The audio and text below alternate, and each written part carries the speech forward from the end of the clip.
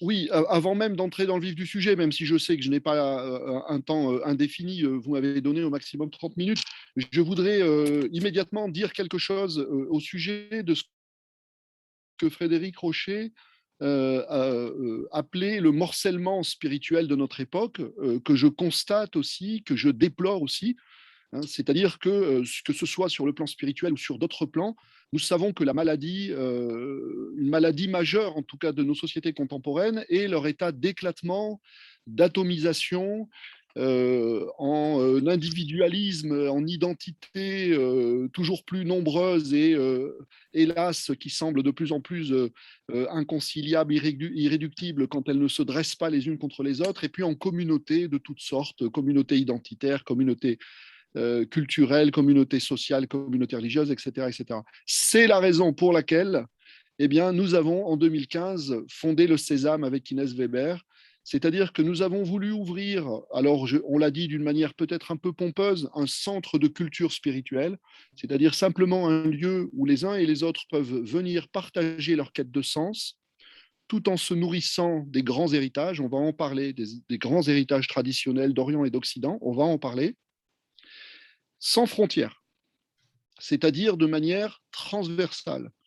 Au Sésame, que vous soyez athée, agnostique ou croyant de telle ou telle confession, entretenant avec votre confession telle ou telle relation X ou Y, eh bien, vous êtes les bienvenus dès lors que vous avez ce souci justement d'œuvrer concrètement à vous relier à d'autres êtres humains qui sont en quête dans un questionnement et dans un compagnonnage où nous faisons l'expérience que si parfois nos réponses nous divisent, nos aspirations essentielles sont les mêmes. Nos aspirations essentielles, nos inquiétudes essentielles, nos intuitions essentielles, nos souffrances essentielles sont les mêmes. Voilà, donc c'est pour cette raison que je me sens tout à fait en affinité avec le constat critique que faisait Frédéric Rochet. Et puis, c'était une manière pour moi de vous dire que ce soir, je vous parle, c'est le philosophe qui vous parle à partir de ce que j'ai écrit, mais c'est aussi le président fondateur du Sésame, qui est une association amis véritablement de démocratie et spiritualité en particulier. Ça fait plusieurs années maintenant que nous avons un dialogue avec Jean-Baptiste de Foucault et tous ceux et toutes celles qui travaillent avec lui. Voilà, pour cette petite introduction. Alors maintenant, j'entre bille en tête dans le sujet que vous m'avez proposé. Je le lis d'abord, souci de méthode. Les écrits de nos traditions spirituelles peuvent-ils encore éclairer nos quêtes de sens spirituel?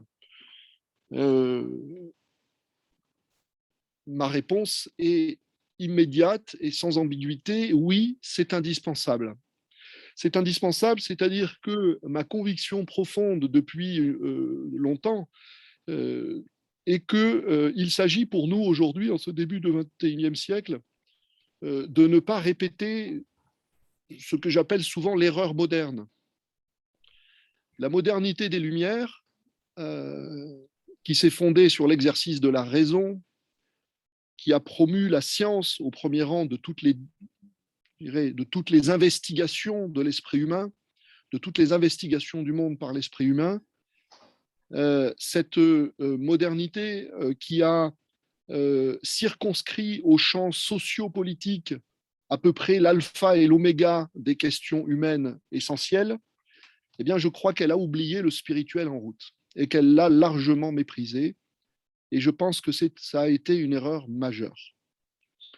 Je pense qu'il y a là quelque chose qui a contribué largement à faire de nos sociétés modernes des sociétés de systèmes, que ces systèmes soient des systèmes politiques ou des systèmes idéologiques. Et quand je dis système, je parle d'organisation politique, d'organisation sociale qui enferme l'individu dans la masse, et qui ne prennent pas son âme en compte, qui étouffent son âme.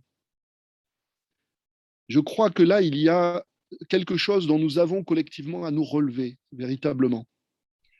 Nous avons oublié que nous avions des âmes et que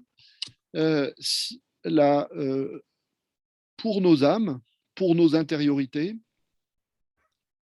la ressource de sens théorique et pratique, théorique dans la doctrine pratique dans les rites, théorique dans les symbolismes, pratique dans les cérémonies, dans les initiations, etc., eh bien, nous avons oublié que tout cela, dans nos traditions spirituelles, a servi de support à nos âmes pour s'envoler, ou en tout cas leur a servi de nourriture, et que nous ne pouvons nous humaniser véritablement, comme l'aurait dit, comme le disait Pierre Teilhard de Chardin, que si nous sommes à la fois enracinés dans les réalités immédiates qui sont les nôtres, dans les réalités sociopolitiques qui sont les nôtres, et si nous avons la tête dans le ciel, c'est-à-dire si nous nous mettons en tension et nous mettons cette existence en tension vers quelque chose qui est transcendant, quelque chose qui est d'un autre ordre, quelque chose qui est d'une autre nature, et que nos écrits des différentes traditions spirituelles, auxquelles nos traditions spirituelles ont donné tout un ensemble de noms très divers, mais qui toujours nous donnaient la même indication. Et cette indication est que il y a, au-delà de la matérialité du monde, au-delà de la matérialité de nos existences corporelles et sensibles, une autre réalité à laquelle nous participons, qui n'est pas assujettie aux mêmes limitations, aux limitations dans lesquelles nos corps et nos idées, je dirais, nos idées simplement mentales, nous enferment, alors même que souvent on croit y détenir la vérité. Bon. Cette conviction que les écrits de nos différentes traditions spirituelles peuvent encore éclairer nos quêtes de sens spirituel, c'est une conviction qui a été cardinale pour moi, qui a été maîtresse depuis que j'ai commencé à écrire. Alors, vous m'avez fait l'amitié ce soir de centrer la discussion sur Génie de la France, c'est-à-dire sur mes 2 derniers livres, Génie de la France et Révolution spirituelle. Mais ça fait bien longtemps, en réalité, que de livre en livre, mais ça reste entre nous, je fais la même chose, encore et toujours la même chose, je creuse encore et toujours le même sillon. Et c'est exactement ce sillon sur lequel on réfléchit ce soir. C'est-à-dire que ma question fondamentale est: comment pouvons-nous nous servir encore de ce qui nous a été légué, de ce dont nous sommes les héritiers, pour éclairer le chemin du présent? Et à cet égard, la conviction dans la conviction, chez moi, c'est que, je le dirais d'une formule, il va nous falloir regarder encore un certain nombre de fois en arrière pour éclairer l'avenir. Il va nous falloir regarder encore une dernière fois en arrière, ou un certain nombre de dernières fois en arrière, pour éclairer notre chemin qui est aujourd'hui si, je dirais, obscur dans le temps présent et dans les temps à venir. Et je n'ai cessé de développer cette intuition dans mes différents écrits. Alors, je l'ai fait d'abord bien avant d'écrire Révolution spirituelle et bien avant d'écrire Génie de la France. Je l'ai fait dans mes travaux sur l'islam. Parce qu'il s'agit là, pardon pour l'expression, de mon cœur de métier. Je suis en France un des rares, je ne dis pas ça par flagornerie, je dis ça par déception, je suis un des rares philosophes de l'islam, c'est-à-dire un penseur critique de l'islam. Et qu'est-ce que c'est qu'un penseur critique de l'islam? C'est justement, dans ma perspective, ce qu'on vient d'indiquer. C'est-à-dire que je me saisis du matériau historique de la grande tradition de l'islam, qu'elle soit philosophique, théologique, mystique, notamment du côté du soufisme, pour essayer de la revivifier. Je ne la répète pas. J'essaye de lui faire dire quelque chose qu'elle n'a encore jamais dit et qui correspond aux opportunités du temps présent. Par exemple, je vais vous donner un exemple très très simple. Très simple, mais enfin, en tout cas, en principe. Et, ensuite, dans la réalisation, c'est plus difficile. Nous avons aujourd'hui, dans la civilisation humaine, un certain nombre de valeurs qui sont indiquées dans la Déclaration universelle des droits de l'homme, à commencer par la notion de dignité égale de tous les êtres humains, qui est la matrice, si vous voulez, c'est notre vision, c'est notre idée de l'homme, qui est matricielle de nos valeurs républicaines, liberté, égalité, fraternité. Hein. C'est la constitution éthique de toutes nos valeurs de liberté de conscience, de liberté d'expression, de démocratie, etc., etc., et jusqu'à la laïcité. Bon. Eh bien, je me suis dit, si aujourd'hui, je veux me donner une chance à la fois d'entendre spirituellement ce que me dit la dignité de l'être humain et de faire résonner l'islam au présent, il faut que je fasse des livres dans lesquels je confronte tout le matériau traditionnel de l'islam à cette proposition moderne. Et ça exige un travail philosophique qui va bien plus loin que les pétitions de principe auxquelles on a droit depuis maintenant une trentaine d'années. Ces pétitions de principe, elles sont de deux natures, et elles sont inverses. La première, c'est l'islam est incompatible avec la modernité. Il est incompatible avec la démocratie, il est incompatible avec les droits de l'homme. La deuxième, à l'inverse, est hyper généreuse, mais tout aussi, je dirais, inefficace. L'islam est parfaitement compatible avec la modernité, avec les droits de l'homme, avec la démocratie, etc. Sauf que, alors je suis d'accord avec cette proposition, sauf qu'en l'état, ça n'est pas vrai. En l'état, ça n'est pas vrai. C'est-à-dire qu'il faut que la pensée réalise un travail de synthèse. Mais comme l'histoire des grandes traditions spirituelles nous en a déjà donné mille et un exemples, qu'est-ce qui s'est rencontré dans la philosophie de Saint-Augustin entre, si ce n'est le platonisme d'un côté et l'héritage évangélique de l'autre? Qu'est-ce qui s'est rencontré dans la philosophie de Thomas d'Aquin, si ce n'est Aristote et les mêmes écritures chrétiennes? C'est-à-dire que eh bien, l'effort, le travail est indéfiniment à reprendre de relire, hein, les écrits de nos traditions spirituelles comme autant de ressources infinies permettant à chaque fois de contribuer à forger une sagesse nouvelle pour le temps présent. Voilà, moi, si vous voulez, le génie que je trouve, par exemple, alors là, je le dis à partir de l'islam, mais l'islam n'en a évidemment pas le monopole ni le privilège.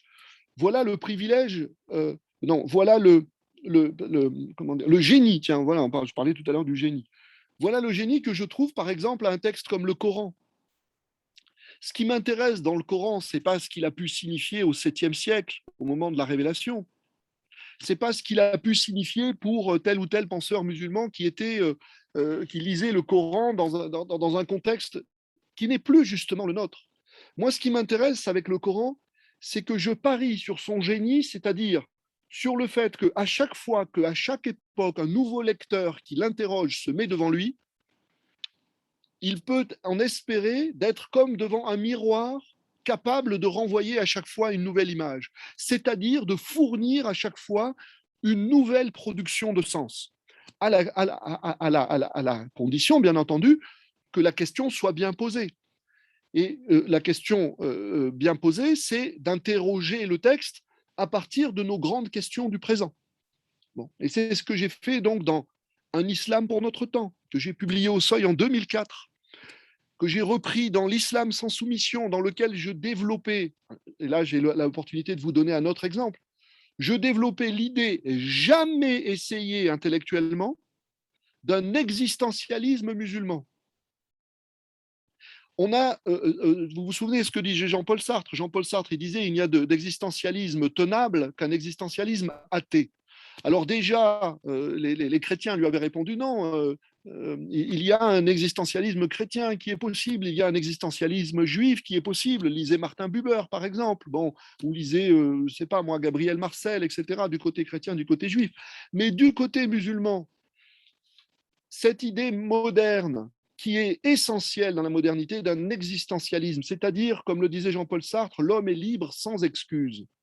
J'ai la responsabilité pleine et entière de moi-même. Alors, il le disait d'une manière peut-être un petit peu idéaliste ou un peu radicale, mais il m'a semblé absolument nécessaire de confronter cette proposition existentialiste, qui est une proposition philosophique moderne majeure, aux écrits de ma tradition spirituelle, c'est-à-dire de me demander dans quelle mesure il pouvait y avoir un existentialisme musulman. Et je suis allé chercher dans le Coran, hein, il vaut mieux s'adresser à Dieu qu'à ses saints, comme on dit, c'est-à-dire il vaut mieux aller chercher déjà à la source s'il y a une potentialité, s'il y a une semence. Vous voyez, bon.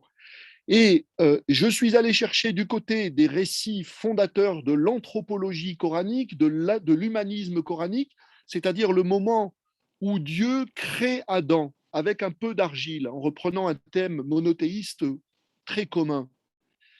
Il l'anime en insufflant, en lui insufflant la vie, avec ce qu'en arabe on appelle le ruh, c'est-à-dire l'esprit ou le souffle. Bon. Eh bien, je me suis penché sur ces versets et au lieu d'essayer de me demander seulement ce que la tradition en avait dit pour le répéter, j'ai cherché ce qu'elle ne pouvait pas en dire parce qu'elle n'était pas dans notre situation moderne. Vous voyez ? Voilà. Et j'ai poursuivi ce travail de livre en livre.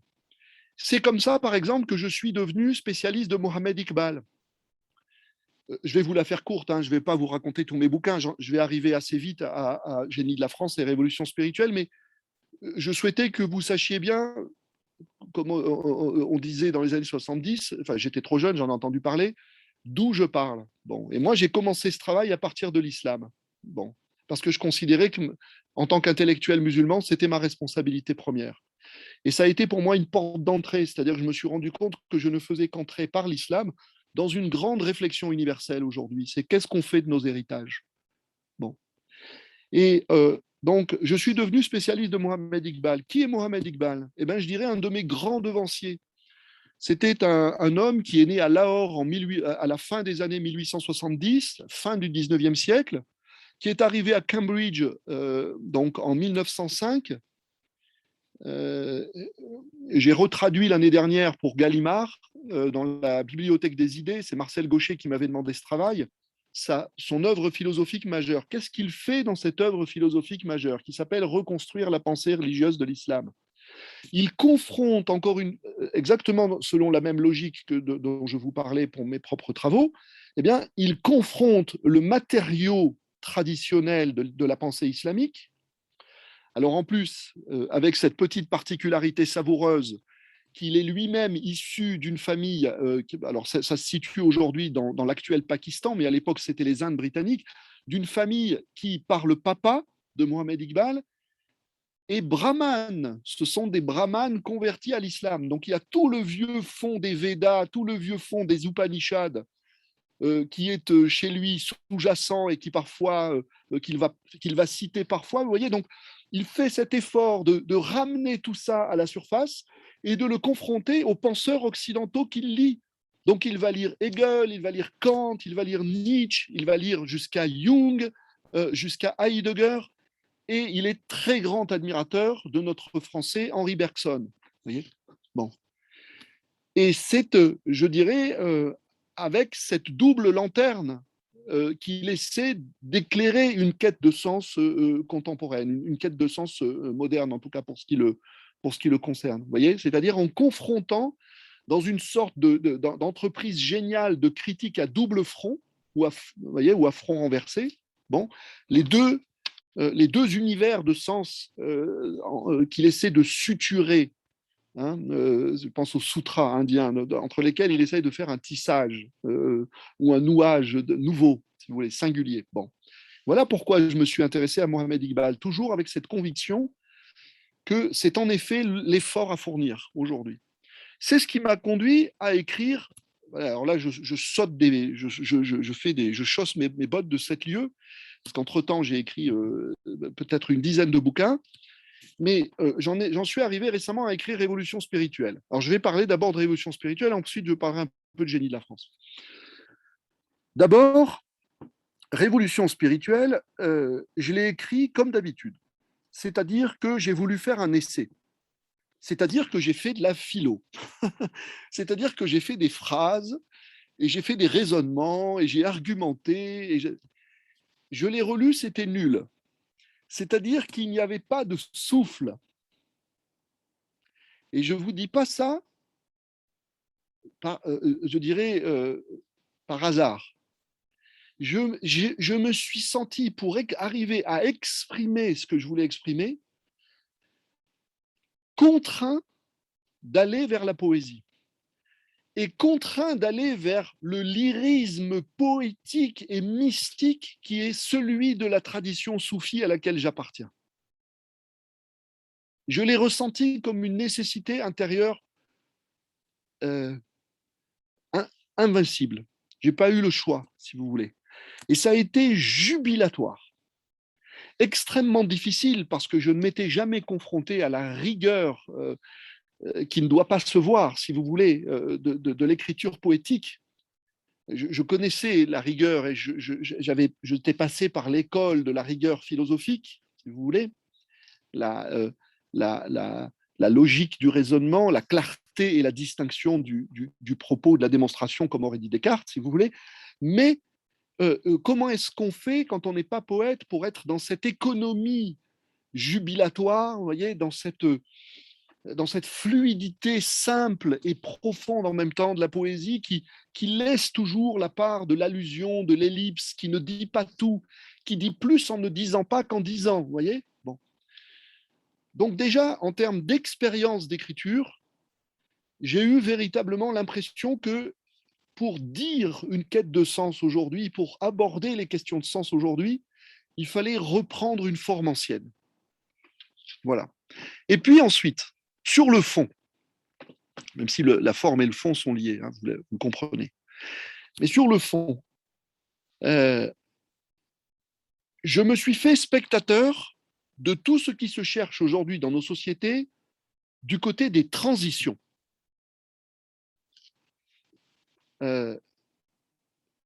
Vers des démocraties plus coopératives, horizontales, collaboratives, etc., etc. Vers une société et une civilisation humaine plus symbiotique avec la nature, plus écologique, donc des engagements qui vont du côté de l'économie verte, de l'économie sociale et solidaire, etc., etc. Je me suis demandé pourquoi tout cela encore aujourd'hui en rester à ce stade d'émergence. Alors peut-être qu'il s'agit simplement d'être patient et confiant, et je suis relativement patient et optimiste par nature, et encore plus optimiste en vieillissant. Mais je me suis dit que quand même, au cœur de tout cela, il manquait quelque chose. Et pour moi, ce quelque chose, c'est encore une fois le spirituel, c'est-à-dire pas le spirituel au sens vague et nébuleux du New Age ou d'un certain nombre de succès d'années de vie spirituelle qui aujourd'hui sont à la mode dans le monde contemporain sur le mode euh, euh, méditer 5 minutes par jour, aller faire un voyage au Pérou pour rencontrer un chaman, etc., etc. J'ai pas de mépris pour tout ça, mais je pense, et d'expérience quand je rencontre un certain nombre de gens, que tout cela est très, très, très loin du sens et de l'exigence qui était déposée, du sens et de l'exigence spirituelle qui était déposée dans les écrits de nos grandes traditions.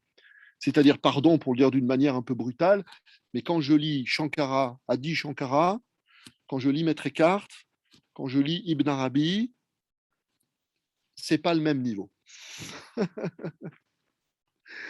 Ni sur le plan théorique, ni sur le plan pratique. C'est-à-dire sur le plan de l'expérience spirituelle et, comme l'aurait dit Pierre Hadot, sur le plan de l'exercice. Parce que la vie spirituelle commence par l'exercice au quotidien. Une pratique spirituelle au quotidien. Le spirituel, on peut en parler tant qu'on veut, on peut faire des grandes théories dessus, je ne suis pas le dernier à en faire, si vous voulez, mais aussi longtemps qu'on ne s'y est pas mis, c'est-à-dire aussi longtemps qu'on n'est pas entré dans dans un véritable travail au quotidien de transformation intérieure, je crois qu'on n'est pas encore dans le champ du spirituel.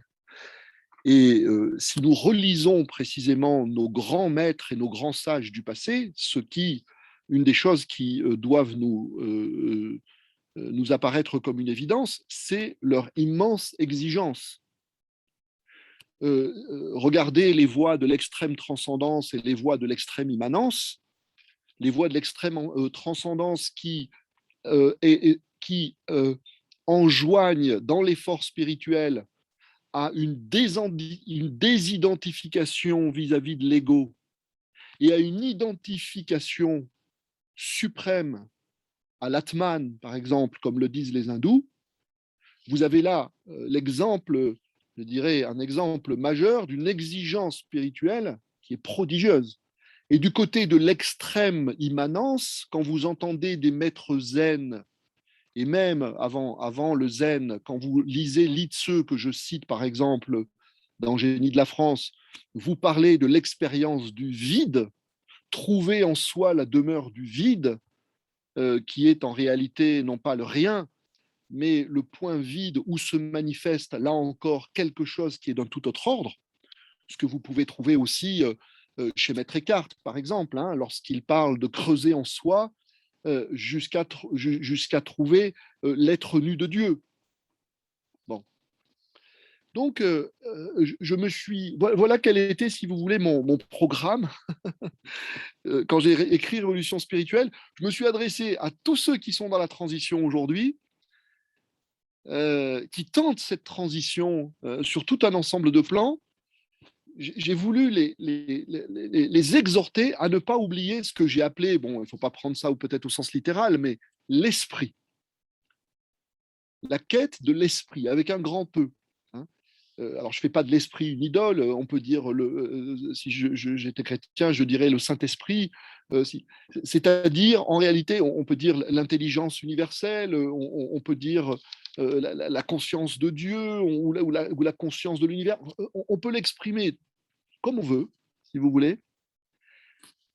L'important me paraît être l'altitude. L'altitude, hein. C'est-à-dire la capacité pour l'être humain de mettre son effort spirituel en tension vers le tout autre, que ce soit au dedans ou au dehors. Et j'ai insisté là-dessus pour une raison particulière, et cette raison particulière est que, mais c'est une raison là encore qui se fonde sur une intuition, si nous ne faisons pas cet effort, les défis qui sont devant nous, je parle aussi bien de la possibilité de l'effondrement que de ce transhumanisme qui nous promet demain soit un homme augmenté, soit quelque chose qui remplacera l'espèce humaine. Avons-nous déjà été confrontés à des défis de cette dimension? Il me semble que face à ces défis d'une gravité, alors si je dis sans précédent, on va sûrement me rappeler des choses dans l'histoire des périodes qui étaient en effet aussi particulièrement difficiles, mais en tout cas face à ces défis considérables, eh bien, je crois que il y a un kairos particulier, c'est-à-dire une crucialité particulière de la lecture et de la relecture des écrits de nos traditions spirituelles. Ne serait-ce que parce que, oula, c'est pas très joli comme phrase, quand vous regardez du côté des monothéismes, je serai moins sûr de moi pour ce qui concerne l'Orient plus lointain, nos traditions spirituelles monothéistes reposent beaucoup sur la dimension de la promesse et de l'eschatologie. C'est-à-dire que dans un langage qui est un langage symbolique, riche, très imagé, etc., elles nous disent quelque chose de très simple. Moi, je l'ai retrouvé dans l'islam, hein, du côté du Coran. Il va se passer des trucs. Pardon de le dire de manière aussi triviale. C'est-à-dire que l'humanité est informée que eh bien, le temps humain, le temps de la civilisation, de l'humanité à laquelle nous appartenons, ne va pas continuer de s'étirer indéfiniment comme ça. Il y a des événements qui sont des événements eschatologiques. qu'on peut fantasmer en termes d'apocalypse catastrophique, ou si l'on revient à l'étymologie de l'apocalypse en termes de dévoilement, etc. Mais il m'a semblé, et je pense qu'il devrait sembler curieux à nos intelligences, que, alors même qu'en effet, nous avons, nous, là, maintenant, le sentiment d'aller au-devant de changements absolument radicaux, de mutations absolument radicales de notre condition humaine, précisément nos traditions spirituelles nous ont fait méditer depuis des siècles sur un trajet de l'humanité qui va vers des changements absolument considérables. Je l'ai, ça, étudié dès mon premier livre, Un islam pour notre temps. Si vous arrivez à le retrouver au fond de vos cartons, je l'ai publié au Seuil en 2004, allez voir toute la fin du livre. Toute la fin du livre est consacrée à étudier les petites sourates eschatologiques du Coran. C'est-à-dire des petites sourates dans lesquelles on nous raconte des événements vraiment très étranges. Les étoiles tombent du ciel, les montagnes se mettent à trembler, et puis tout d'un coup, elles s'affaissent, éparpillées en poussière. Le soleil se lève à son couchant, a dit toute la tradition. Le soleil, un jour, se lèvera à son couchant, a dit toute la tradition soufie de l'islam, jusqu'à l'émir Abdelkader, vous savez, ce fameux émir du 19e siècle qui a lutté contre la colonisation. Bon. Eh bien, il y a là toute une symbolique, tout un ensemble de symboliques qui, à mon avis, qu'il n'est pas inutile de revisiter aujourd'hui. Bon, je m'arrête pour révolution spirituelle. Je termine, parce que je vois qu'il est déjà 19h44.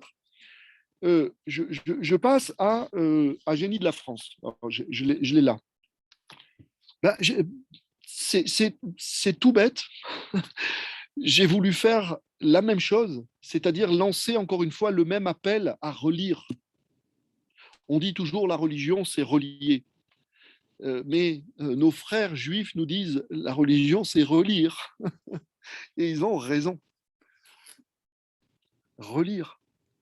Alors, relire à propos de la laïcité, ce qui paraît incongru de prime abord. Vous voyez, on va me dire, mais qu'est-ce que tu vas aller chercher dans les écrits des traditions spirituelles pour comprendre ce principe politique spécifiquement moderne qu'est la laïcité? A priori, il y a un malentendu, vous voyez, c'est-à-dire que ça n'a rien à voir. Circuler, il n'y a rien à voir. Bon. Eh bien, précisément non. Précisément non. Je crois que nous gagnerions à approfondir, et c'est ce sont les pistes que j'ouvre dans le livre, nous gagnerions à approfondir notre compréhension du principe de laïcité en relisant nos textes à partir de quelque chose de simple. Je suis allé chercher mon premier fil pour accréditer cette hypothèse qu'on aurait besoin de relire nos écrits. Je suis allé chercher mon premier fil chez deux penseurs contemporains. Un qui est un multipenseur, c'est Régis Debray. Et Régis Debray, dans un livre, alors vous connaissez la prose magnifique et prolifique de Régis Debray, dans un livre qui s'appelle Le Feu sacré, Régis Debray dit au passage que le génie de la laïcité, c'est de laisser vide la place de la croyance. Guillemets, je cite Régis Debray. La laïcité laisse vide la place de la croyance. En séparant les églises de l'État, elle laisse vide la place de la croyance. Il n'y a plus de totem au centre de notre vie collective.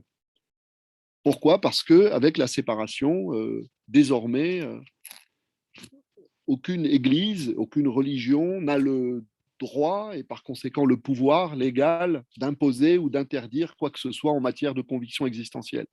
Que vous soyez athée, agnostique ou croyant, vous êtes mis en sécurité politique et existentielle ou politique et spirituelle par la laïcité. J'en profite pour dire au passage qu'en déliant ainsi le religieux du politique, paradoxalement, la laïcité propose un nouveau nouage du spirituel et du politique. Parce que, justement, eh bien, elle nous met à égalité, et je dirais, elle nous met en fraternité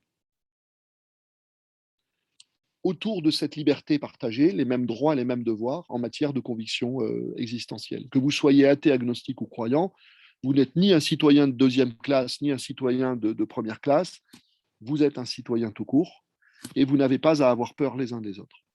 Il n'y aura pas de pouvoir armé qui va venir vous empêcher de croire parce que vous faites partie d'une minorité, ou vous obliger à croire si vous ne croyez pas, ou vous obliger à croire d'une certaine manière, ou à pratiquer, vous enrôler pour aller prier dans tel ou tel édifice religieux, tel ou tel jour.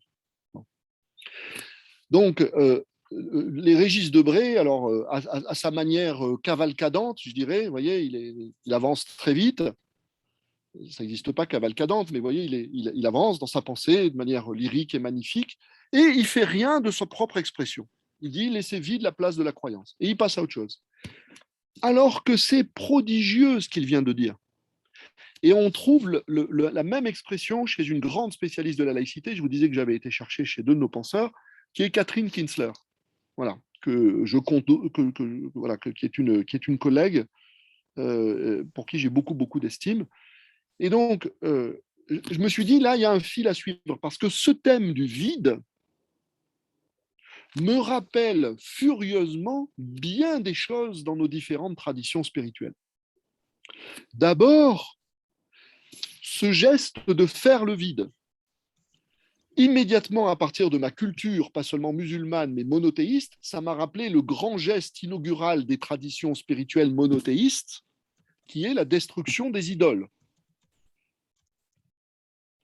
Et je suis allé chercher tous les passages bibliques, donc dans mon livre, je suis allé chercher tous les passages bibliques, Ancien et Nouveau Testament, et tous les passages coraniques, ainsi que dans la geste du prophète, ce qu'on appelle la sunna, qui montre le prophète en train de détruire les idoles.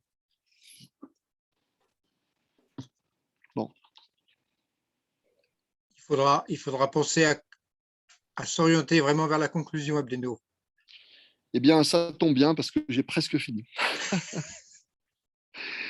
Parce que là, tout est dit, enfin, de ce que je voulais vous dire ce soir. C'est-à-dire que ensuite, eh bien, j'ai fait un travail qui est un travail, je dirais, simplement méthodique. C'est-à-dire que je suis allé voir donc, du côté de nos héritages monothéistes. Je suis allé voir du côté de l'Orient. Qu'est-ce que c'est que ce thème du vide? Donc, je suis parti en Occident de l'Ancien et du Nouveau Testament. Je suis parti de Denis l'Aréopagite. Qui cite aujourd'hui Denis l'Aréopagite? Qui a lu aujourd'hui Denis l'Aréopagite? Vous voyez, dans les noms divins.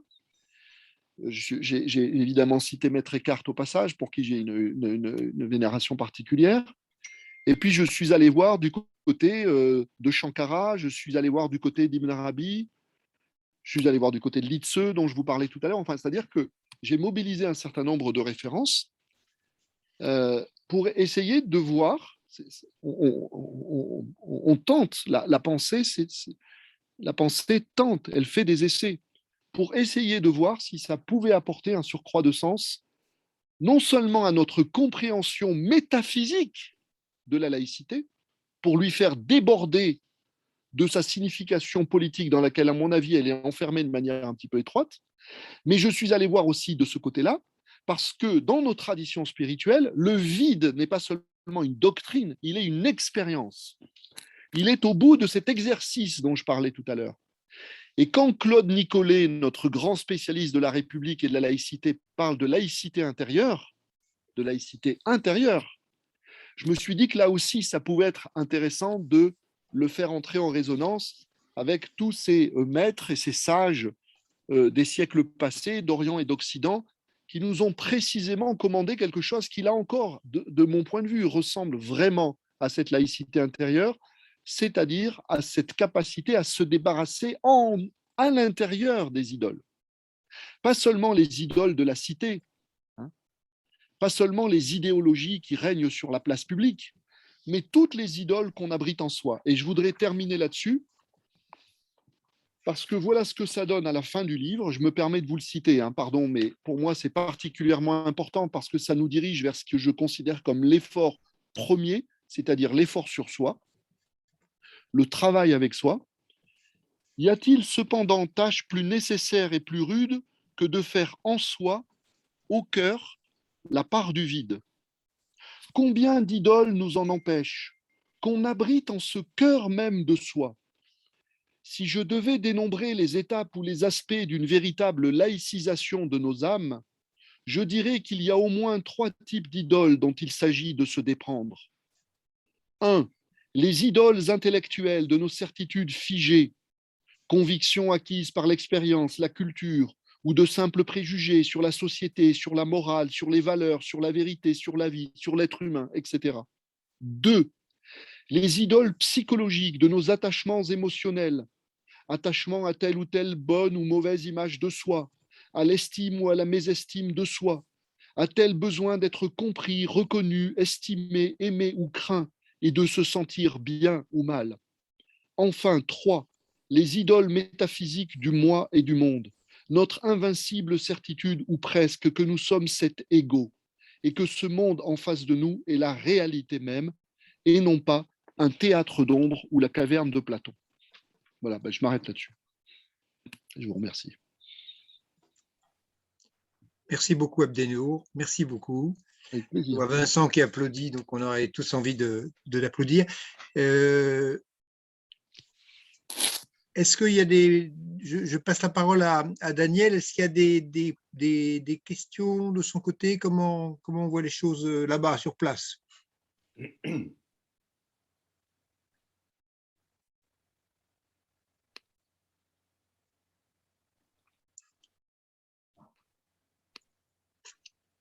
La salle ne répond plus?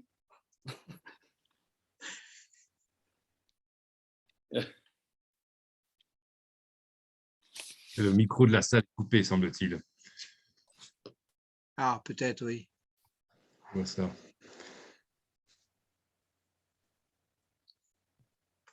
Pas besoin de dîner ce soir, j'ai bu du petit lait.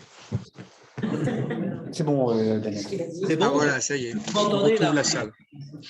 Oui. Donc merci Abdenour. Alors oui, donc vous n'avez pas entendu les petits échanges que nous avons eus. Je voudrais juste te dire qu'il y a 72 personnes qui sont connectées, maintenant 71, et un peu plus de 40 ici. Donc bravo Abdenour. Tu avais un auditoire qui était passionné ici. Je pense que c'était le cas aussi à distance. Alors tu as été un tout petit peu plus long que prévu. Donc on va et il faut impérativement qu'on termine à 20h30 parce que Frédéric a une réunion à 20h30. On peut durer après. Ouais, mais bon.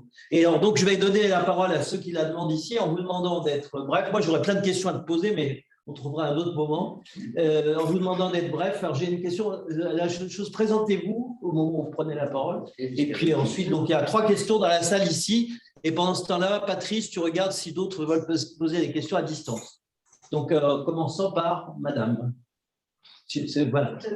Oui, Claude Lafrère, d'écriture et spiritualité. Je suis à la fois, je suis étonnée parce que finalement, ce que vous dites de la réouverture des traditions et de l'interprétation, c'était la longue histoire du judaïsme et c'est aussi ce que fait le christianisme, de la confrontation, de la réinterprétation de sa tradition aujourd'hui. Et je suis à la fois admirative et en même temps, je trouve un peu vertigineux de pouvoir faire ce travail seul. Je me dis, quels sont vos alliés là-dedans? Parce que c'est un travail monumental, ce n'est pas le travail d'un homme. Alors, première question, on va en prendre plusieurs ici, on verra s'il y en a à la distance, et puis on te laisse la parole. J'avais vu une question par ici, je ne sais plus. C'est bon. Vous passez votre tour. Donc après, je sais qui c'est, mais il va se présenter. Donc, Jean-Claude Devez. Donc, ma question, c'est la laïcité a de nombreux aspects. Là, on a parlé beaucoup dans Génie de la France d'une laïcité spirituelle, en lien avec la spiritualité. Mais il y a une laïcité très pratique qui se trouve dans tous nos divers juridiques et politiques. Et puis, il y a une laïcité qui est liée à toute une culture et une histoire, depuis des cas de religion, etc. Et comment mieux articuler ces 3 laïcités, parce qu'on ne veut pas en rester à la laïcité spirituelle, il faut l'incarner et dans notre histoire, et notre culture, et le juridico-politique. Alors, avant de donner la parole à Patrice, je vais compléter la question de Jean-Claude, parce que je vais poser une question que je voulais te poser. Moi, j'ai été surpris que tu utilises le mot de spiritualité laïque, et je trouve que tu fais référence à la tradition, tu ne l'as pas nommé là, apophatique, qui est un mot qu'on a un peu oublié, de la théologie négative, qu'on retrouve aussi dans le soufisme et qu'on retrouve aussi dans le nuage d'inconnaissance. Je trouve que moi, j'aurais plutôt utilisé ce terme-là, c'est-à-dire cette spiritualité qui détruit les idoles en niant, enfin, en s'appuyant pour essayer d'atteindre Dieu, ou en tout cas ce qui transcende, en s'appuyant sur la négation de toutes les images qu'on peut s'en faire et d'adorer. Patrice, est-ce que tu as de ton côté, c'est comme à la radio là, est-ce que tu as des questions ou est-ce qu'on donne tout de suite la parole à notre ami Abdenour ? Il y a 3 questions, mais peut-être que Abdenour peut répondre à celles qui ont déjà été posées. Oui, là, ce sont de gros morceaux. Hein. Donc, mais je réponds avec plaisir. Merci beaucoup d'avoir écouté jusqu'au bout ce que j'avais à vous raconter. On était tous passionnés. Je reprends la question de madame d'abord, qui a, je dirais, une dimension, je dirais, presque émotionnelle et tragique. Je me sens souvent seul dans ce travail de réinterprétation du côté de l'islam. C'est pour ça que je suis allé chercher Mohamed Iqbal. C'est pour ça que je ne me contente pas de citer Mohamed Iqbal ou de travailler avec Mohamed Iqbal. Vous voyez, je cite des penseurs contemporains qui, en France, ont été aussi des devanciers pour mon travail. Alors, ils sont morts aujourd'hui. Je pense à Abdelwahab Medeb, je pense à Malek Chebel, je pense à Mohamed Harkoun. L'œuvre de Mohamed Harkoun, qui a été professeur de civilisation islamique à la Sorbonne, si ma mémoire est bonne, jusqu'en 1992, pendant 20 ans, c'est une œuvre considérable. Quand il écrit Critique de la raison islamique en 1984, c'est paru chez Maisonneuve et La Rose, c'est vraiment un bouquin que les générations, sur lesquelles on devrait avoir des doctorants aujourd'hui, on n'en a pas, ou on n'en a quasiment pas. Bon. Et effectivement, il y a quelque chose de vertigineux. Alors, bon, moi, je n'ai pas évidemment la prétention de faire tout seul, mais j'essaie de faire ma part, simplement. Et si vous voulez, c'est pour ça que je remets, pour ce qui me concerne, pour ce qui relève de mon effort et de ma contribution, c'est pour ça que j'ai l'impression de remettre l'ouvrage sur le métier de livre en livre. Quand je finis l'écriture d'un livre, j'ai cette impression tout à fait désagréable que je n'ai toujours pas commencé à écrire. Je pense que je ne suis pas le seul dans ce cas-là, mais j'ai bien conscience que ne serait-ce que par rapport à la contribution qu'on peut avoir à ce genre d'entreprise, c'est un travail de toute une vie, c'est un travail de très très longue haleine. Et quand j'ai l'année dernière publié chez Gallimard, j'ai convaincu Marcel Gaucher, je lui ai dit, mais tu sais, Mohamed Iqbal, c'est un penseur majeur de l'islam moderne. Donc il m'a dit, alors fais-moi lire ton Mohamed Iqbal. Alors je lui ai emmené les livres d'Iqbal, j'avais fait ma thèse de doctorat, moi, en philosophie sur Mohamed Iqbal. Donc je lui ai emmené tout ça. Il m'a dit, allez, banco, tu vas retraduire. Quand j'ai retraduit, j'ai fait un appareil critique, j'ai fait 600 notes en bas de page. Pourquoi j'ai fait 600 notes en bas de page ? Dans chaque note en bas de page, ou presque, je pensais à un doctorant possible. C'est-à-dire que je disais, mais regardez, parce que le texte, je dirais, ne plaide pas assez pour lui-même. Parfois, on a l'impression que Mohamed Iqbal parle de choses qui ne sont pas importantes, mais il y a des enjeux considérables, des enjeux doctrinaux, historiques, métaphysiques considérables. Donc, il s'agissait de le signaler aux nouvelles générations pour qu'elles prennent le relais. Vous voyez, j'ai fait une introduction dans ce livre d'une trentaine de pages. J'ai demandé à mon ami Souleymane Bachir Diagne, voilà quelqu'un avec qui je travaille, qui est professeur à l'Université de Columbia, qui avait été à l'époque mon deuxième directeur de thèse, qui est aussi un spécialiste de Mohamed Iqbal. On est à peu près les deux seuls à publier dans l'ère francophone sur Iqbal. Je suis beaucoup plus en lien avec des penseurs anglo-saxons qui me demandent d'écrire en anglais qu'avec des penseurs français. Enfin, bref, voilà. Donc, à la fois, je ne suis pas seul, je ne suis pas en train de... Voilà, mais quand même, je me sens très, très seul en France. Vraiment. Vraiment, vous voyez. Et bon, on ne fait que sa part. Voilà pour la première réponse. Ensuite, votre question sur la spiritualité, la deuxième, et la spiritualité. Si, dit-elle. Ben, je vous en prie. Mais c'est important aussi qu'on puisse témoigner d'un parcours. Chez moi, le parcours de pensée, il est inséparable d'un parcours de vie. Je ne suis pas un penseur qui pense sur la spiritualité. J'ai une vie spirituelle. C'est le cœur de mon existence. C'est-à-dire, si je meurs à la tâche, eh bien, tant mieux. C'est pas grave. Au contraire. Bon. Ensuite, sur la spiritualité laïque. Alors, Jean-Claude, je vais te gronder. Il faudrait peut-être lire le bouquin. C'est-à-dire que, pardon, hein, je dis ça en riant, mais la commande de ce soir, c'était les écrits de nos traditions spirituelles. Donc, naturellement, je me suis centré sur cette dimension spirituelle de la laïcité. Mais ne pensez pas que ça occupe ne serait-ce que l'espace majeur du livre. Je passe mon temps à aller d'abord faire la généalogie historique de ce qui a pu se cristalliser par la loi de séparation des églises et de l'État en 1905. Et je ne le fais pas à partir de ma compétence de philosophe qui est insuffisante. Je vais citer des historiens. Par exemple, je dis, il y a un moment, Philippe le Bel, dans la relation ancienne et conflictuelle et difficile que la France entretient avec le sacré et la sacralisation du pouvoir, depuis la sacralisation du pouvoir royal au début du XIVe siècle avec Philippe le Bel, jusqu'à ce que, bien après la Révolution, Dominique Schnapper a appelé la République de droit divin, il y a quelque chose dans la conscience de soi de notre pays qui se cherche. Voilà. Et donc, je fais ce travail-là, et là, je ne suis pas en train de parler de spiritualité, je ne suis pas en train de parler de spiritualité laïque, etc. Et je me confronte, et c'est ça qui a été difficile dans l'écriture du livre, c'est qu'il a fallu, on ne peut pas aborder la question de la France au présent, ça serait un comble qu'on fasse du présentéisme sur la France. On est un vieux pays, on a une longue histoire. Bon. Mais je ne pouvais pas non plus ne faire que cette enquête historique et oublier les débats de l'heure, m'échapper, si vous voulez, des débats de l'heure. C'est-à-dire que je vais parler dans ce livre du rapport entre République et démocratie. Je vais parler de la place de l'islam aujourd'hui dans notre société. Je vais parler de Charlie Hebdo. Je vais parler des caricatures. Je vais parler du blasphème, etc. Donc là, je mets les mains dans le cambouis, si vous voulez. C'est-à-dire que je ne suis pas en train de parler juste de spiritualité laïque comme d'un espèce d'ovni qui flotterait dans l'espace. Vous voyez, j'essaie de lui donner un double ancrage à cette étude sur la spiritualité laïque, un ancrage historique avec une perspective de fond, parce qu'aujourd'hui, c'est ce qui nous manque. On n'a plus de fond d'écran. Vous voyez, on ne sait pas d'où on vient. Bon. Et puis, cet autre ancrage dans des questions qui sont des questions très pratiques, vous voyez, des questions vives de nos sociétés. Voilà, c'est pour ça que le livre, c'est un tout, en fait.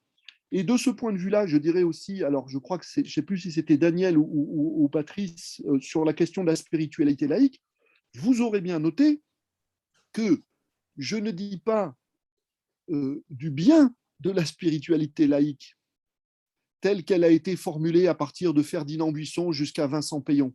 Je lui reconnais, de mon point de vue, une certaine valeur.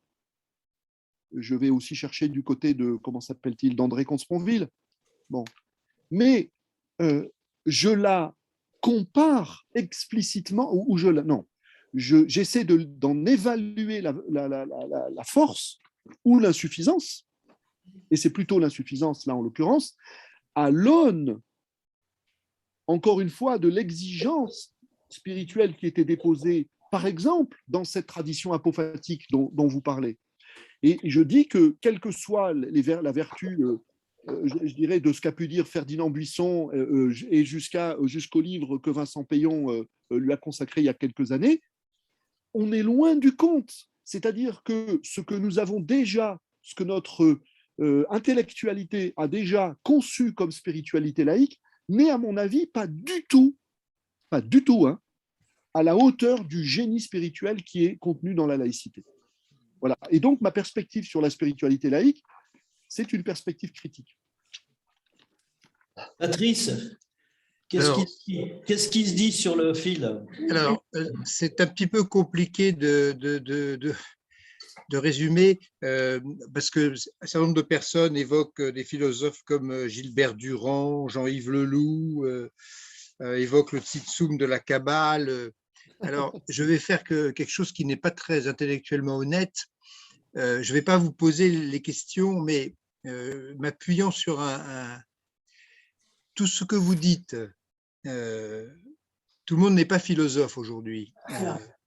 Comment porter ces messages qui sont quand même assez intellectuels? Comment assurer la transition, la transmission? On voit bien, voilà, comment parler à nos jeunes et comment à nos jeunes à qui plus personne ne parle de ces textes ou bien qui sont dans un univers complètement différent. Qui sont indubitables. Il y a un relais en aparté dans la salle hein, sur la question que vient de poser Patrice. Donc, elle résonne au sens propre et au sens figuré. Voilà. Alors, deux choses. La première, vous dites tout le monde n'est pas philosophe. Je vais vous faire une réponse un peu dure. Eh bien, c'est dommage.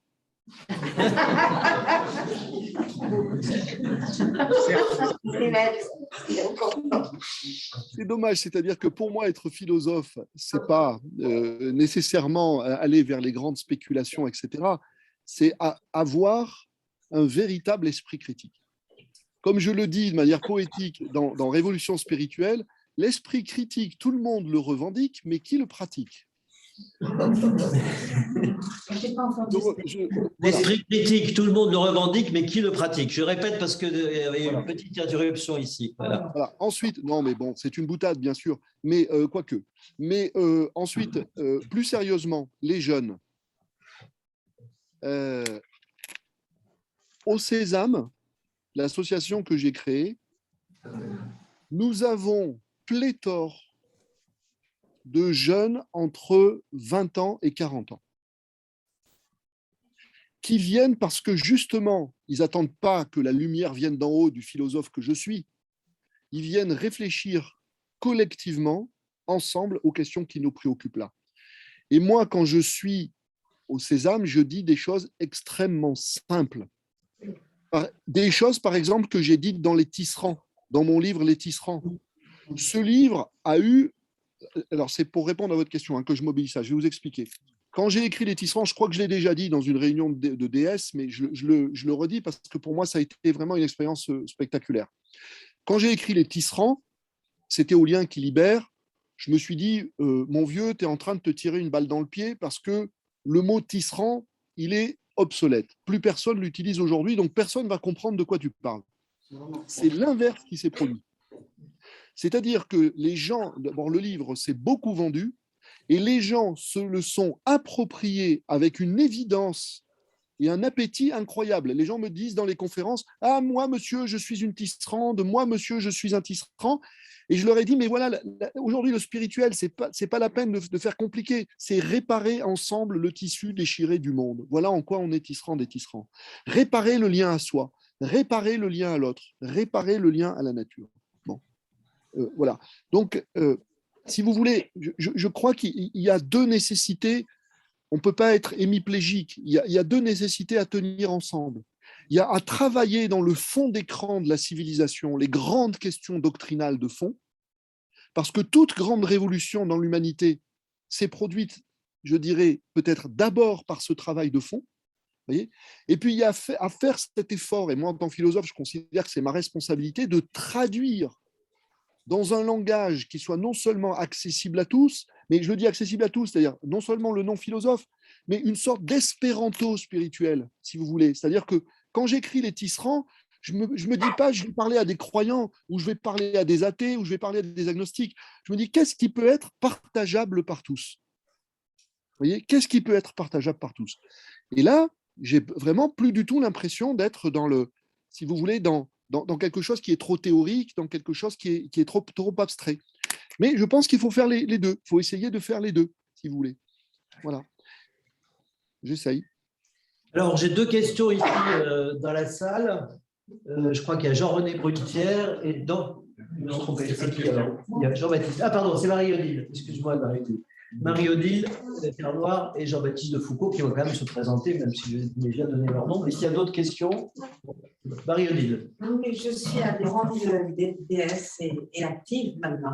Mais moi, je suis désolée, je n'ai vraiment pas tout compris. Et donc, il y a une formule que vous avez employée de laïcité intérieure. Moi, ça ne me dit rien du tout. Je suis désolée, mais vraiment rien. Donc, merci d'essayer de bien comprendre. Jean-Baptiste.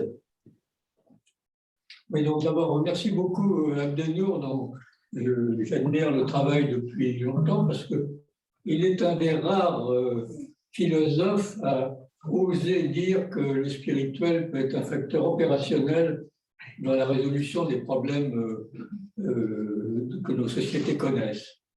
Et je pense que ce qu'il nous a expliqué ce soir, c'est-à-dire réinterpréter les traditions, les textes en fonction des questions que le monde moderne nous pose, c'est une idée importante pour les traditions elles-mêmes, parce qu'elles ont tendance à dire on a une vérité, on la projette sur le monde tel qu'il est, et puis ça va marcher mieux, et si vous.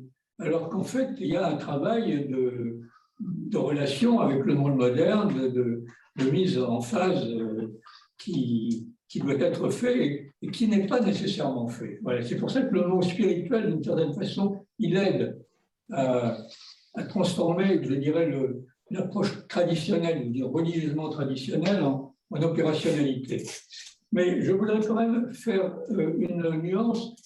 Je ne suis pas d'accord avec la phrase de Régis Debray sur la laïcité. Je pense que ça n'est pas exact. On ne peut pas dire que la laïcité laisse vide la place des croyances. Il faut revenir au texte. Que la laïcité, tout le monde la tire vers ses propres aspirations, ses fantasmes, ses désirs. Revenons au texte. La loi de 1905. La loi de 1905, elle dit trois choses. Elle dit la République garantit la liberté de conscience. Elle ne se contente pas de la respecter, elle la garantit. La démocratie respecte la liberté de conscience, la laïcité va un peu plus loin, elle la garantit. Donc, elle demande un esprit critique à l'égard d'une tradition, d'une transmission mécanique. Mais deuxièmement, elle garantit le libre exercice des cultes. Quand la laïcité, la loi 1905 dit qu'elle garantit le libre exercice des cultes, elle ne laisse pas vide la place des croyances. Elle dit au contraire, elle laisse place à toutes les croyances. Régis Debray a cédé à son goût de la formule, là. Mais garantir le libre exercice des cultes, ça n'est pas laisser vide la place de la croyance, c'est laisser place à toutes les croyances, ce qui est tout à fait différent, et permet justement l'enrichissement mutuel et l'interaction avec le monde moderne. Et puis ensuite, elle dit, elle ne reconnaît ni ne subventionne aucun culte. Bon, il faut toujours garder les trois moments en même temps de la laïcité. Et je ne pense pas, franchement, que Régis Debray nous serve, même si je puis me permettre à Dennour d'interroger un peu. Je ne suis pas sûr que mettre autant le vide en avant comme facteur spirituel, je vois bien ce que tu veux dire. Je vois bien que le vide est présent dans les traditions spirituelles, que c'est un moment important de la mystique. Mais ça n'est pas le seul. Ce qui compte quand même, c'est la présence. C'est l'imago Dei quand même. C'est là-dessus qu'il faut travailler. Et je pense qu'en insistant sur le vide, on risque d'être absorbé par les tendances nihilisme du monde contemporain quand même. Faire attention qu'on joue avec des mots qui sont des bombes. Il y a du nihilisme derrière l'idée. Le vide, ça peut conduire au nihilisme aussi. Donc, tenir l'équilibre est extrêmement délicat. Donc, je pense qu'il vaudrait mieux travailler sur la présence de quelque chose d'autre qui nous dépasse, plutôt que sur le vide. Ou alors un vide qui permet cette présence. Un vide comme libéré, comme libération, comme détachement, pour parler comme Maître Eckhart. Et si on appelait... Je pense pour toi, Dieu pense pour toi, dit Maître Eckhart. Merci Jean-Baptiste. Tu l'as entendu, je pense que là aussi, c'est une question qui résonne dans la salle. On n'a pas entendu la 104. Redis ta phrase de la fin. La phrase de Maître Eckhart, c'est quand tu cesses de penser. Non, c'est pas penser. Quand tu cesses de vouloir pour toi, quand tu cesses de vouloir pour toi, Dieu veut pour toi. Il y a un vide où quelque chose se produit.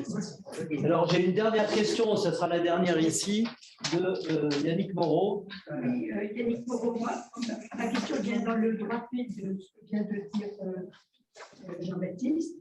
Je crois vraiment que c'est très important pour la laïcité pas de rester, mais de se fonder d'abord sur le texte. Parce qu'il faut bien se dire que ce n'est pas facile d'expliquer la laïcité, par exemple, dans les écoles, dans les collèges et dans les lycées. Hein. Donc, il faut se tenir à l'essentiel. Et la laïcité, c'est un principe juridique.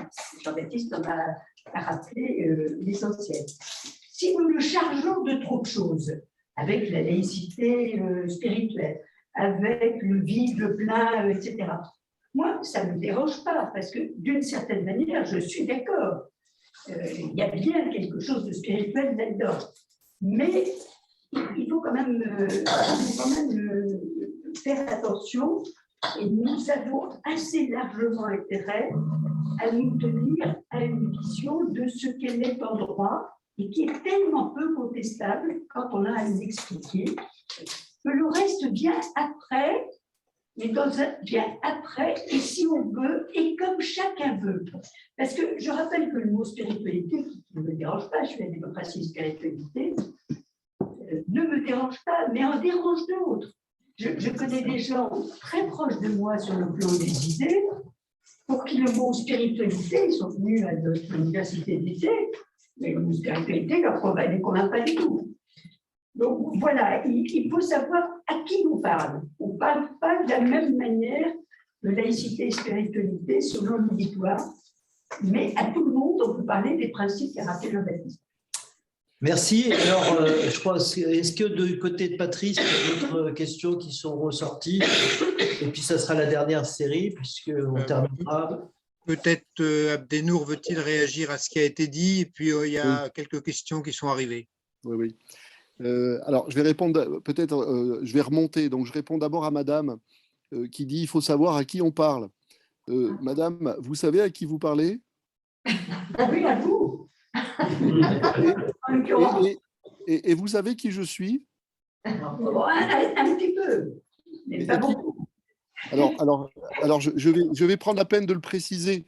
Là, ce soir, j'interviens en tant que philosophe spécialiste des questions de la vie spirituelle dans le monde contemporain. Donc, je parle de spiritualité.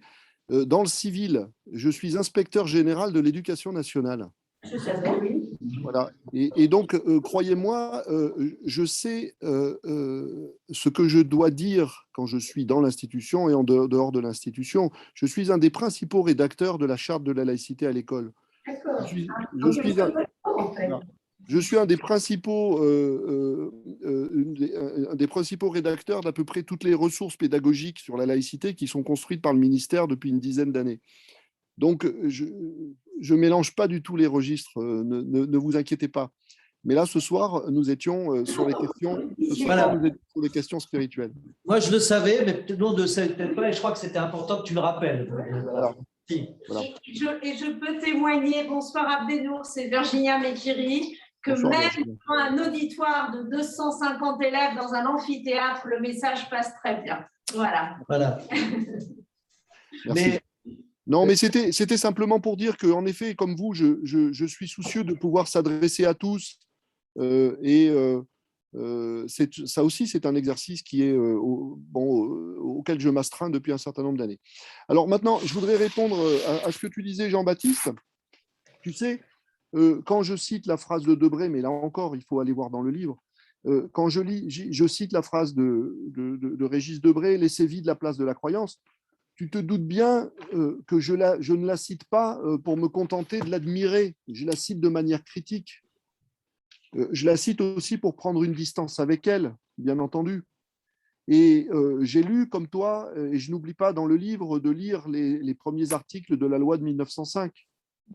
Donc en réalité, pour moi, dans cette phrase de Debré, il y a du bon et du moins bon. Il y a deux choses en l'occurrence. Il y a quelque chose qui me semble sonner de manière juste. Quand il dit « laisser vide la place de la croyance », et que ces articles de la loi de 1905 commencent par insister sur la liberté de conscience, eh bien, la traduction politique concrète de ce vide, elle est précisément dans cette liberté. C'est-à-dire qu'il n'y a pas de vérité a priori. C'est à chaque liberté d'avoir la responsabilité de remplir, c'est-à-dire de donner du sens à son existence. La société laïque ne commande pas d'adorer telle vérité ou d'adhérer à telle vérité qui serait posée comme un a priori transcendant. Donc, en ce sens-là, je suis Régis Debré. Par contre, en effet, tu dis que ces articles nous rappellent qu'il y a libre exercice des cultes. Et là, je ne suis pas d'accord avec Debré. C'est-à-dire que moi, ce que je lis de manière critique dans ce que dit Debré, c'est une version de la laïcité qui voudrait évacuer les expressions du religieux, les expressions de la vie spirituelle hors de la sphère publique pour en faire une question de sphère privée. En ce sens-là, pour moi, le vide est synonyme de nihilisme, mais je n'y adhère pas du tout. Et toujours à propos de nihilisme, tu penses bien que je me confronte à cette question, c'est-à-dire que quand je parle de la tradition apophatique, je ne laisse pas courir le risque qu'on confonde ce vide avec le rien ou le néant. Et donc, à partir de là, avec le nihilisme, du désespoir, etc. Je dis que ce vide est la condition d'émergence de quelque chose d'autre qu'on peut nommer, comme tu viens de le faire, la présence ou l'imago Dei, mais en prenant bien soin aussi de le dire autrement et pas seulement comme ça, parce que si je dis à un public contemporain seulement imago Dei, eh ben, je vais perdre au moins la moitié des gens en route. Donc, si tu veux, je me garde aussi bien d'une confusion possible entre le vide et le nihilisme, parce que je crois, en plus je suis comme toi convaincu qu'il y a là pour notre société et notre civilisation contemporaine peut-être le plus grand des vertiges et la plus grande des fascinations vers le vide du nihilisme, vers le vide du chaos, du néant, etc. Mais en même temps, j'essaie de rendre sensible à tous, dans un langage compréhensible par tous, que dans ce vide, il y a l'expérience d'un plein, d'une plénitude, que cette plénitude, ensuite, on l'exprime de manière religieuse, en disant présence de Dieu, tu vois, ou autrement. Bon. Donc, j'ai une lecture qui est critique. Je prends cette expression au passage parce qu'elle me paraît avoir un potentiel de signification, mais après, je la travaille en philosophe, tu vois. Donc, je prends aussi et nécessairement une distance. De la même façon que c'est ce que je vous ai raconté aussi à propos de la spiritualité laïque. Je dis pas spiritualité laïque, c'est formidable, etc. Non. Qui a parlé de spiritualité laïque? Comment il faut l'entendre? Qu'est-ce qu'on peut lui opposer? Comment est-ce qu'on peut la travailler pour la porter plus loin, pour l'amener à se dépasser elle-même, etc. Bon. Enfin, je réponds à madame qui n'a pas compris la notion de laïcité intérieure. Pardon, alors là, vraiment, mille excuses, je me mets à votre place et je me rends bien compte que bon, ben, c'est un peu abstrait comme concept. Alors là encore, dans le livre, bon, et puis c'est pour ça qu'on écrit, parce que là, je vous parle pendant 30 minutes, donc forcément, il y a des choses sur lesquelles je passe trop vite. Mais dans le livre, je prends la peine d'expliquer. Par exemple, comment il s'appelle? Claude Nicollet, donc je sais tout à l'heure, va dire la laïcité intérieure, c'est, vous voyez, vous vous souvenez dans l'exposé tout à l'heure, je l'ai lié à la destruction des idoles. Il dit, en fait, faire le vide, je reprends cette expression, en moi, ou faire preuve d'esprit critique, user de ma liberté de conscience, c'est d'abord faire preuve d'autocritique. Donc la laïcité intérieure, il la cherche à partir de l'exercice d'autocritique. Il dit parce qu'il y a, je le cite de mémoire, il y a toujours en moi quelqu'un qui veut faire le petit savant, le petit expert, le petit important, le petit monsieur je sais tout, etc. C'est-à-dire qui croit tout mieux comprendre que tout le monde, qui pense spontanément que l'autre a tort et qu'il y a quelque chose qu'on a mieux compris que lui, etc.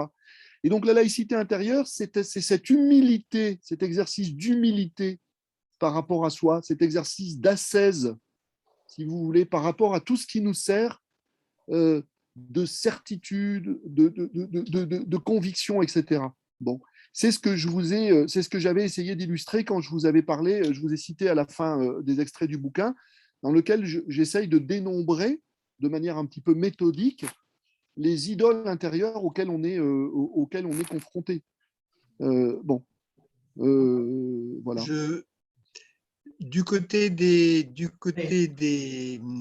la visio, on a eu, et chacun des membres de la visio peuvent lire les commentaires qui ont été faits, qui reviennent sur cette idée du vide, du plein. Donc, on n'a pas le temps.